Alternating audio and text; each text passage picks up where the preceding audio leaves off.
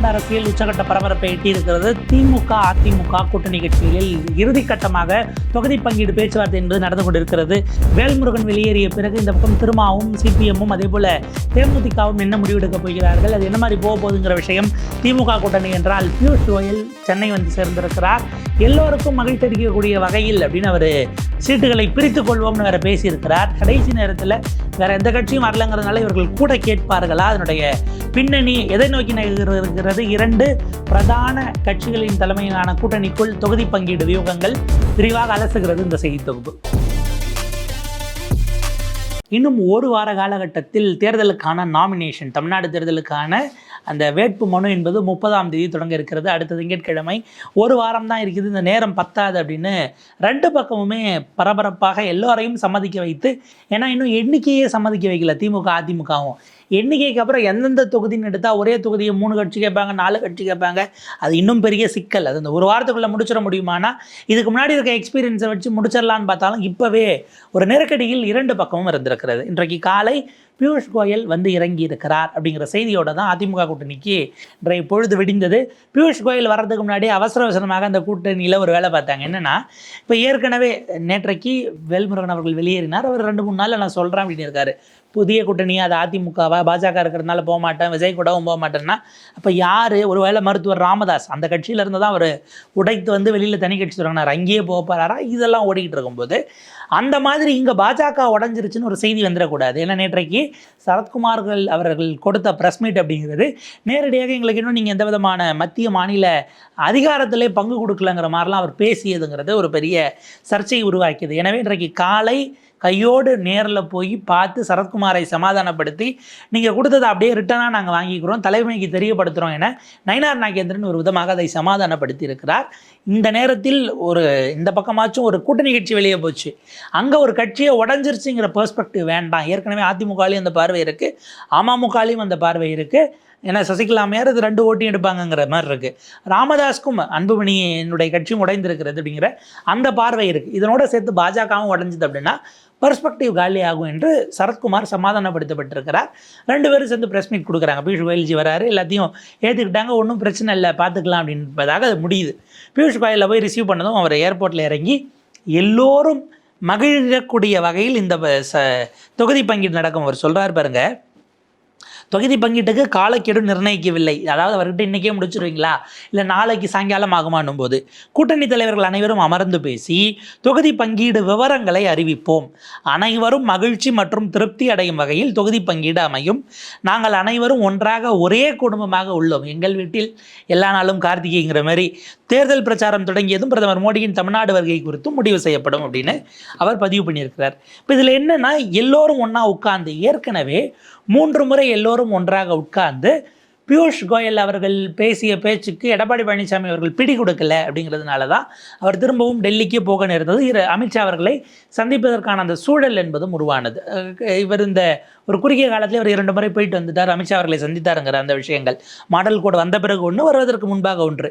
இப்போ அதை தாண்டி ஒன்றா உட்கார்றாங்கன்னா என்ன பேசப்பட்டது, அமித்ஷா என்ன கொடுத்துருக்கிறார்? ஏன்னா எடப்பாடி பழனிசாமி அவர்கள் 30 சீட்டுங்கிறதே ஜாஸ்தி, காங்கிரஸை கொடுத்த அதே சீட்டு அல்லது அதை விட ஒன்று கூட, அவங்களுக்கு 28 கொடுத்துருக்குறாங்க. 28 வாங்கிக்கோங்க, இல்லை 29, 30ங்கிறதே யோசிக்கணும். ஏன்னா உங்களுக்கு நாங்கள் நிறைய கொடுத்தோம்னா அது சிக்கலுங்கிற மாதிரி எடப்பாடி பழனிசாமி அவர்கள் விடாப்பிடியாக இருக்கிறார்.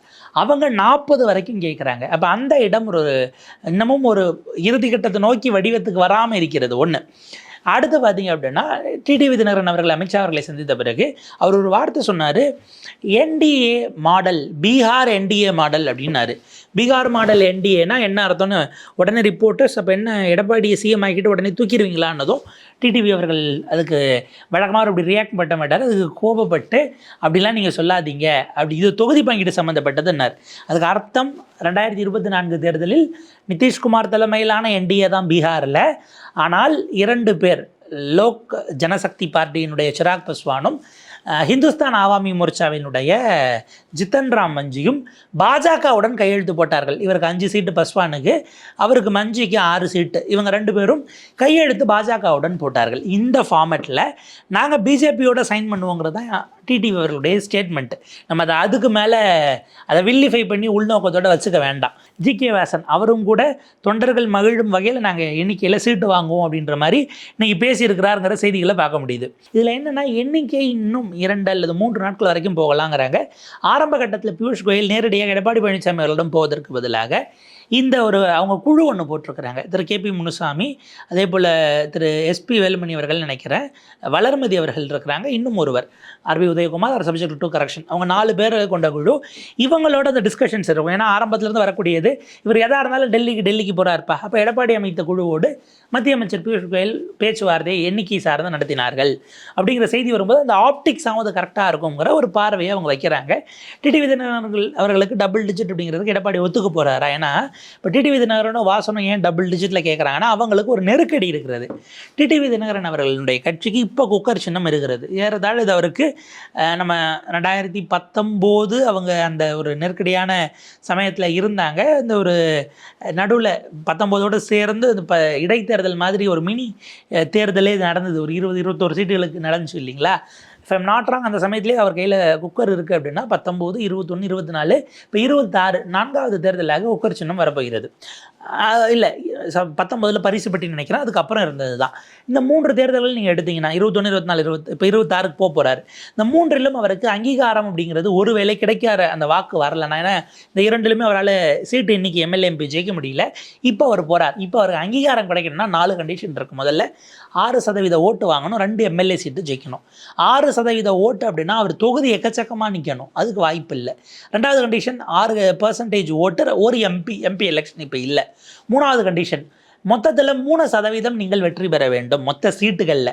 அப்படி பார்த்தா 2 எம்பி அது முடியாது, 8 எம்எல்ஏக்கள் ஜெயித்தால் உங்களுக்கு அங்கீகாரம் கிடைக்கும். அவர் 12ன்னு கேட்கறது, அதில் ஒரு 66% நமக்கு ஸ்ட்ரைக் ரேட் வந்தால், அதில் 3ல் 2 என்பது ஸ்ட்ரைக் ரேட்டாக வந்தால் அந்த அங்கீகாரங்கிறது கிடைக்கிறதுக்கான வாய்ப்பு இருக்குது.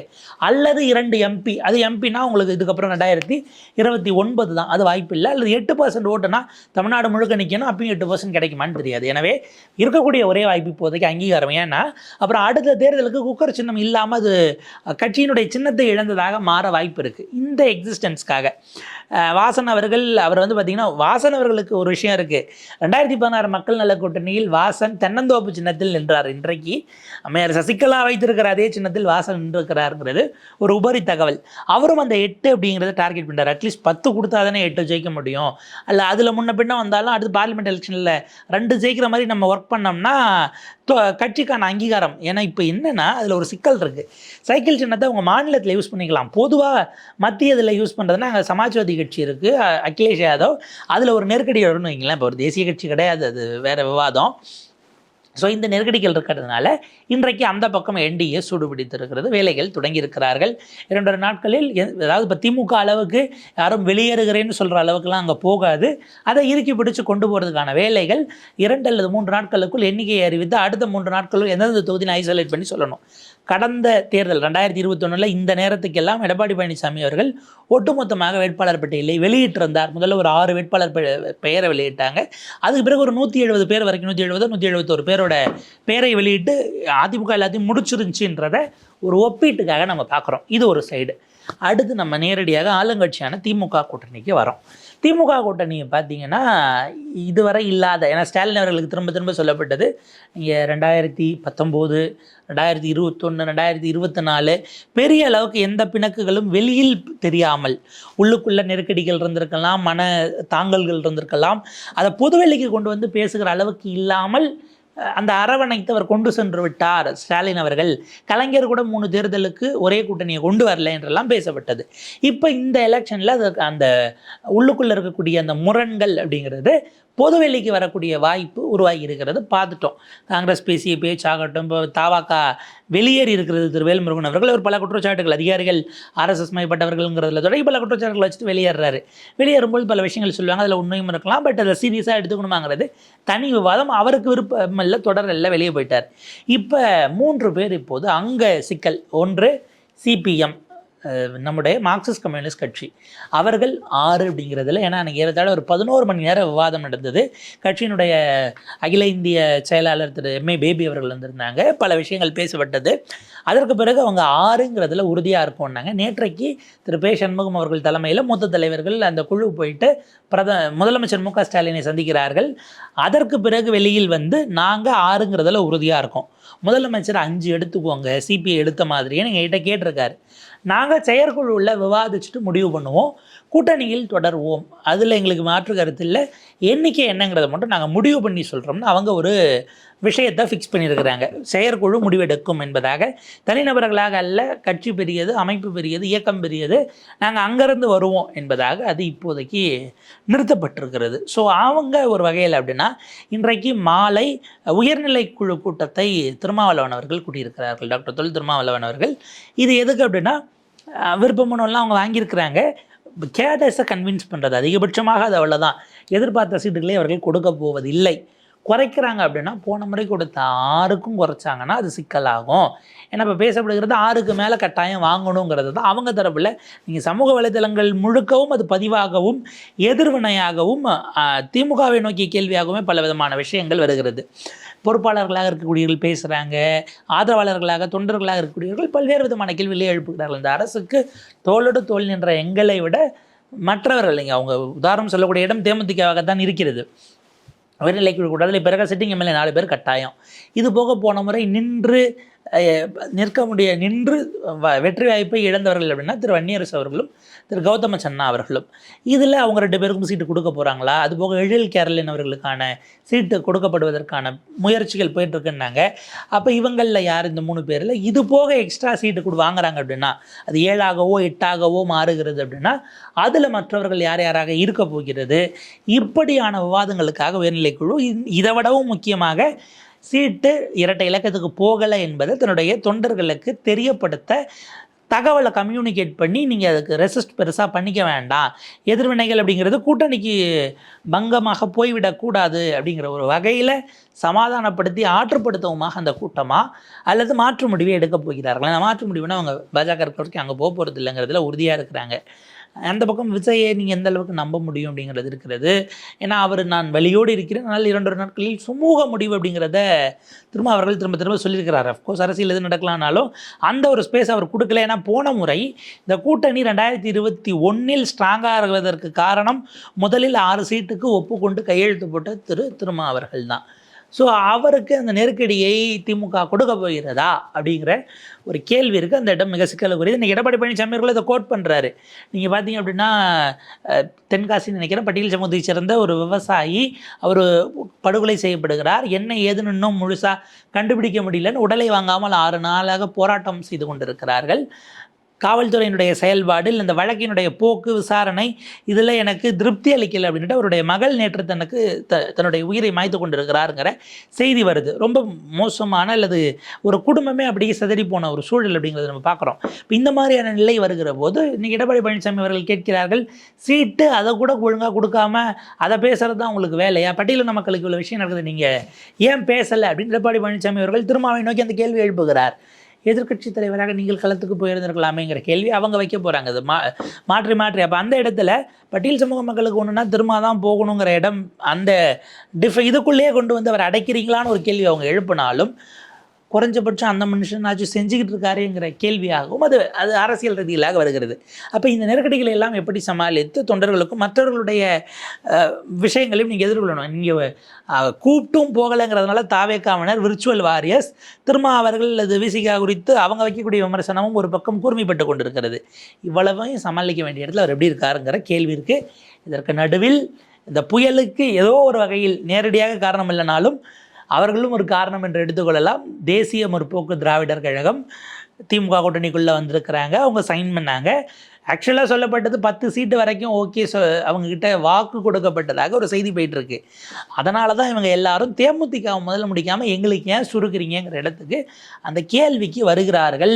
அதுதான் இப்போ சிக்கலுக்குரியதாக இருக்கிறது. இன்றைக்கு காலை அவசரமாக ஒரு கூட்டம் பிரேமலதா விஜயகாந்த் அவர்கள் கட்சியினுடைய பொதுச் செயலாளர் தலைமையில் நடந்திருக்கிறது. அவங்க முடிச்சுட்டு ஒரு ப்ரெஸ் மீட் கொடுத்துன்னு சொல்லிட்டாங்க, பாண்டிச்சேரியில் நாங்கள் 3 சீட்டில் நிற்கிறோம், அந்த வேட்பாளர் தேர்வுக்காகன்ட்டாங்க. அதை தாண்டி தமிழ்நாடு அரசியலும் இதில் பேசப்பட்டிருக்கிறது. இன்னும் எப்படி இவங்க அதிமுக கூட்டணிக்கு இன்னும் அடுத்த 3 நாட்கள் அப்படிங்கிற ஒரு விஷயமா, திமுக கூட்டணி அடுத்த 2 நாட்களுக்குள் இதை நிறைவு செய்ய வேண்டும்.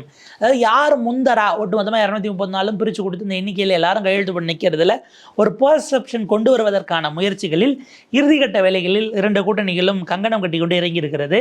இதெல்லாம் அப்படின்னா 234 வேட்பாளரை அறிவித்து தேர்தல் இதை வெளியிட்டு மேனிஃபெஸ்டோவை இன்றைக்கு பிரச்சாரத்தையே தொடங்கி இருக்கிறார். கையில் சக்தி வேலுடன் திருத்தணி மலையில் ஏறிக்கிட்டு இருக்காரு. திருத்தணி கோவிலுக்கு முருகனை சேவிக்கிறதுக்காக ஏறிக்கிட்டு இருக்காரு திரு சீமான் அவர்கள். அங்கிருந்து அவர் ராணிப்பேட்டை பக்கம் போயிட்டு தன்னுடைய பிரச்சாரத்தை தொடங்குகிறாருங்கிறத பார்க்குறோம். இது போக விஜய் அவர் வெளியில் வருவாரா என்ன ஏதுங்கிறது அவருக்கே வெளிச்சம். சசிகலாவும் ராமதாஸும் ஆட்களை தேடிக்கொண்டிருக்கிறார்கள் வேட்பாளர்களாக நிப்பாட்ட. ஸோ அரசியல் களம் 5 முனை போட்டியாக சுடுபிடிக்க தொடங்கி இருக்கிறது. அடுத்த 2 நாட்களுக்குள் எல்லாம் ஒரு மாதிரி செட்டில் ஆயிரும். எல்லாரும் இப்போ சொல்லுவாங்க எல்லாரும் மகிழ்ச்சி அடைகிற வகையில் தொகுதி பங்கீடுன்னு.